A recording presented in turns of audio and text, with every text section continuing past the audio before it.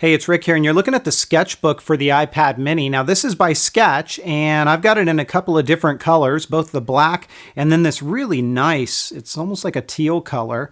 Hopefully you guys can get an accurate representation of the color in this video, but trust me when I say to see it in person, I really think it's a nice color. I'll demo it for you in the teal in just a moment. Here it is in the black, and basically this just pops out and you can install it on your iPad mini. It looks real nice, classy kind of look if you don't want to go with one of the other colors. Now, this is a very thin, it's a very lightweight case for your mini, and it adds a bit of kind of a texture design. So when you hold this, you can certainly get an added level of grip as well as kind of just a texturized feeling to it. When you open this up, it is a black, almost like a rubberized material here.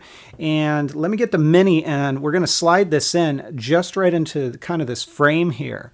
Now, if you've got a back protector on your mini, or if you've got a screen protector on your mini, this case may not work for you. It's going to be a very snug fit. It has to be, because when you slide this in, it's got to stay in place to prevent it from falling out. So you can see how I did that. I'm going to close the lid up here, and let's go ahead and have a look at this. So here is the front.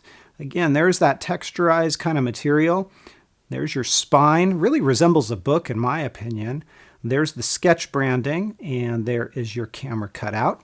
As we take a look at the bottom here, that's what that's going to look like. And it does cover up the speaker just a bit on this side. It degrades the sound ever so slightly. I'm not sure how many of you would notice if you weren't really looking for it, so it's not a huge concern. And then here is the side and your buttons for volume as well as your rotation lock. Pretty easy to get to. You do have to reach in just a little bit, but not too much of a problem. And up along the top, here's what we're talking about. No problems there either.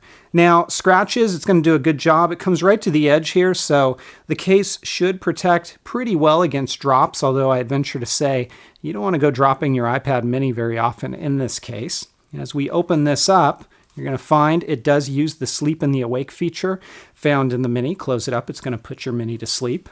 As we fold this around into your book mode, you can see what that looks like. It doesn't stay closed, so there's no magnet to keep it closed, but it's really not that big of a deal. And it certainly doesn't put your mini to sleep if you kind of move this around. They got the magnets right on this. Now, from a stand perspective, all we're going to do, lay this open just like this, and then you're going to lift this up, and you can put it in varying degrees of stands. Now, this is kind of a area that I would say needs a little bit of an improvement, because in these stands, it's pretty stable. The problem comes when you start to move into this realm. You can see it's kind of sturdy there, but if I start tapping, after a while, depending on where I'm tapping, you're going to notice it start to fall. And the further down you go, the less stable it becomes. So stands could use a little bit of work. For what it is, it's not a bad case.